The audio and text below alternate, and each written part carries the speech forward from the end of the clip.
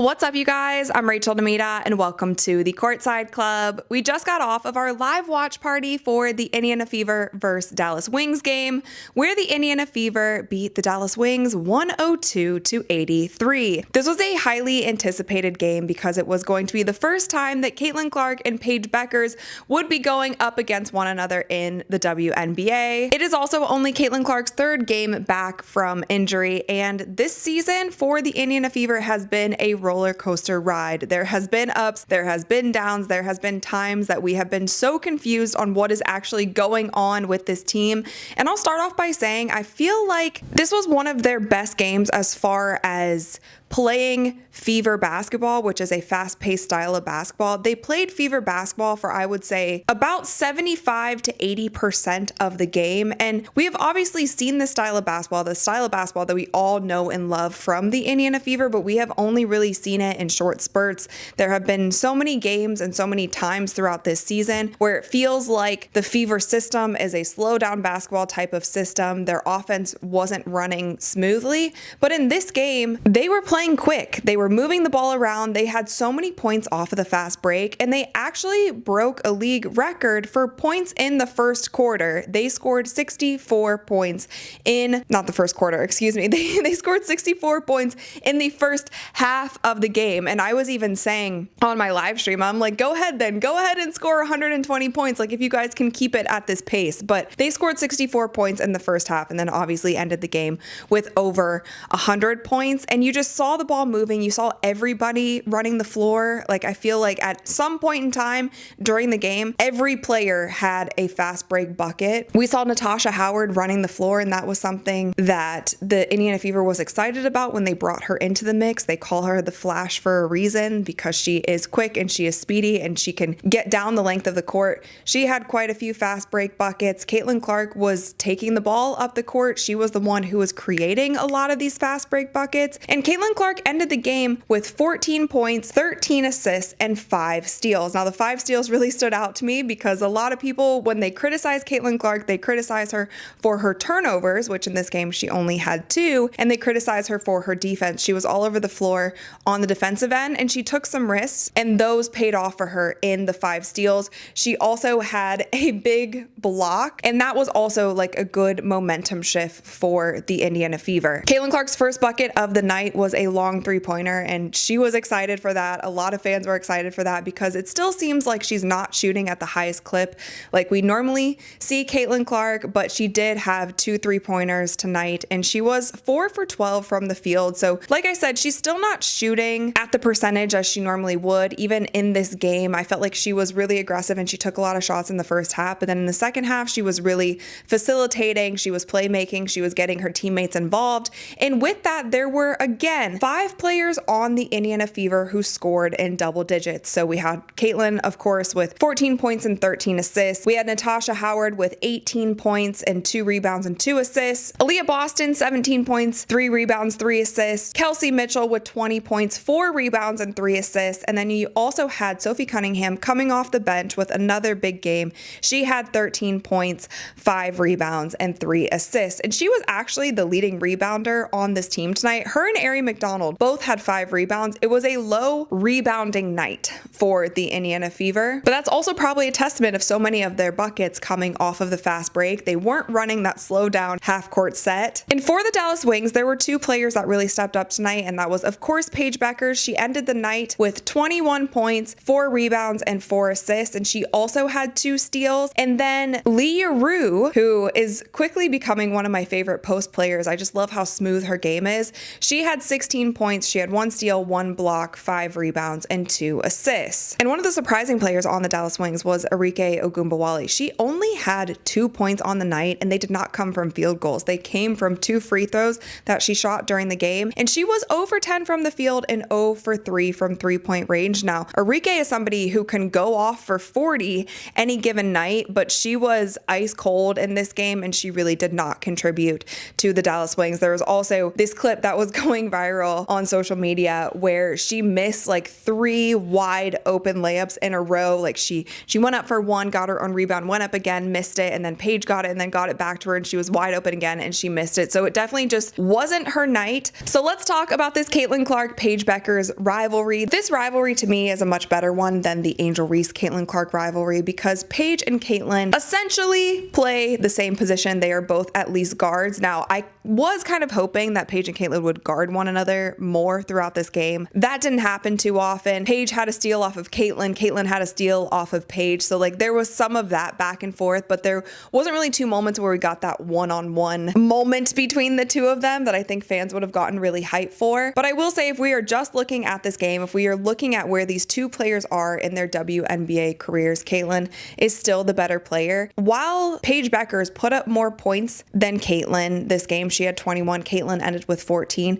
There's just such a noticeable difference of when Caitlin Clark is on the floor, how she play makes with her team, the kind of passes that she passes to her team, the way that the floor opens up when Caitlin is on the floor because of how the defenses have to adjust to guard her. That is the difference. Like that is the difference maker between Caitlin and Paige. And this is by no means saying that Paige isn't a great player. I think that she is one of the top guards in the WNBA already. And I think Paige is going to continue to improve in the WNBA in that regard. And this is going to be fun to be able to watch Paige and to watch Caitlin as their WNBA careers progress. But at this point in time, there is something that is so special about Caitlin, and she really just changes the pace of the game.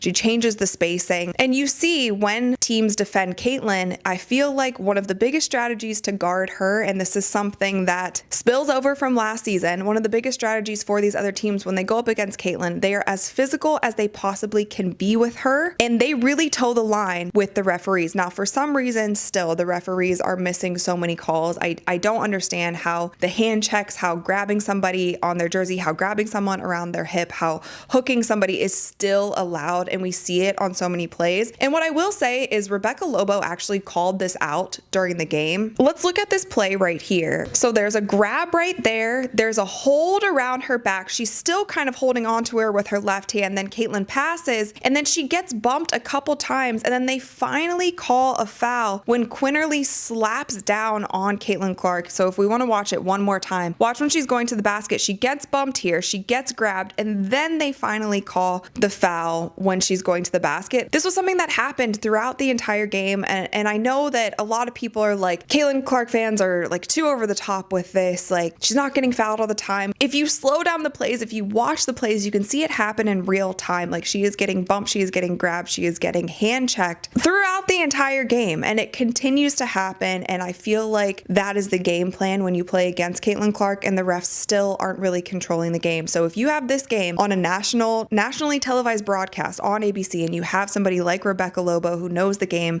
as well as she does, and you have her and Ryan kind of breaking down these plays in slow motion, like where are the fouls? This is a foul. You have to call this. You have to call this. This is actually not good defense. And that is something that just continues to happen. So again, I'm not making excuses for the Fever. They handle the pressure well. They handle the physicality well, but it's something that has to change. And I'm just really confused why the WNBA hasn't gotten a handle on it. And during this game, they were up by 20 for pretty much the entire second half. They went into the half being up by 22. And then for the rest of the second half, they kept that lead. I was thinking that they could have won by 30, 40 points if they would have kept the foot on the gas, and they did for the most part. However, in the fourth quarter, the starters sat down probably like halfway through the fourth quarter, and the second unit came in. But something that did stand out to me is that Bree Turner wasn't in immediately with that second unit. Now, Sid Colson, her minutes have gotten cut significantly since Ari McDonald has joined the team, and that's a bummer to me because I like Ari McDonald. I think she's great. I think she's a great addition to this team, but there are things that Sid Colson also adds to this team on the defensive end. She takes care of the ball. She can hit wide open shots. She does look for her teammates and gets them involved. She's not a selfish player. So I am kind of bummed to see that she isn't making the initial rotations. However, the Indiana Fever at this point, they do have 9 people in the rotation, and the rotation's pretty much Natasha Howard, Aaliyah Boston, Kelsey Mitchell, Lexi, and Caitlin, the starters, and then Sophie's first off the bench. You have Ari who's also first off the bench was Sophie. Michaela Timpson played a lot of minutes tonight as well. She showed her athletic ability, but she's still a little bit green. She still has a lot to learn. And then you have Dantas, of course, but Bree Turner and Sid Colson, their minutes have pretty much been cut out. But Sid Colson came in halfway through the fourth quarter, but Bree Turner was still on the bench, and she didn't really come in until I believe it was like 2 minutes left in the game is when Bree Turner came in. Yeah, she only played 4 minutes, so she came in with like 4 minutes left. So I would be very interested to see if the Indiana Fever make any more moves to their roster. I feel like I'm in the minority here of what I think that the Fever should do. I actually don't think that they should make any other big moves unless they are getting a massive player who, again, when you're looking at players, you're looking at stretch fours, you're looking at bigger players. A lot of people are talking about Emma Mason. Like, is she in the running to come to Indiana? If it's like, okay, if you're going to get a player like that, then maybe it makes sense. But otherwise, I think what the Indiana Fever needs more than anything is just consistency. It's like putting games together back to back, growing the team chemistry, growing that consistency. Like we know, Caitlin Clark is only on her third game back from injury. It's finding their groove, and they're starting to find that. And this was one of the first games where I feel like there wasn't so much selfish play. They were moving as a unit. They were playing fast. What are you doing? Are you okay? All right, Storm is joining us. However, with Bree Turner's minutes, even with the shirt that she had, it said it's business. And I don't know if that was just about the WNBA CBA negotiations or if it had a deeper meaning to it. I guess I wouldn't be surprised if she was waived, but I'm not with the majority of the fans who think that the Fever should try to trade for Natasha Howard or they should get rid of certain people and they should try to change up the unit now. We are halfway through the season. What the Indiana Fever needs the most is to hone in on their identity, hone in on Fever basketball, which is playing fast, playing with pace, playing unselfishly, moving the ball around, hitting wide open threes when you have them. Like, those are the things, and putting back-to-back wins together. Like, that's what the Fever needs to focus on, not just trying to get in new pieces and see if it works and see if it sticks. They've already had enough changes this season with DeWanna Bonner leaving, with Ari McDonald coming in, which again, I think both of those things were good for this team. I just don't think they need to make any big moves unless it's a big name player that you just really cannot pass up on. But I feel like I'm in the minority when I say this because a lot of people are calling for them to continue to make changes before deadline. So that's pretty much all I have to say about that. I do think if the Indiana Fever continue to play like this, they can be a good team, but I'm not getting too high. I'm not getting too low on everything. If you guys watch my videos, you probably see that I'm kind of in the middle here. I know there's a lot of crash outs happening. There's a lot of overreactions happening, but I just need to see more from them. I need to see them put back-to-back games together like this. I need to see them play like this against a better team, not the Dallas Wings, who are one of the worst teams in the league. And so I'm not sold on anything. I'm happy about it. I think this is exactly how they could and should play, but I just want to see that consistency with this team. But anyway, you guys, I think that's all I have. I just wanted to break down this game, let you know my initial thoughts. I thought it was a great win. I'm glad they got over 100. I think they can continue to build off this, and I really hope that they do, because this style of basketball is so much fun to watch. This game was so much more fun to watch than many that we have seen over the past few weeks, and I'm just hoping to see more like this. But of course, you guys, let me know all of your thoughts in the comments below. Thumbs up this video if you enjoyed it, and click that little subscribe button because we upload new videos every single week. And with that, you guys, I'll see you next time. Ooh, and ah.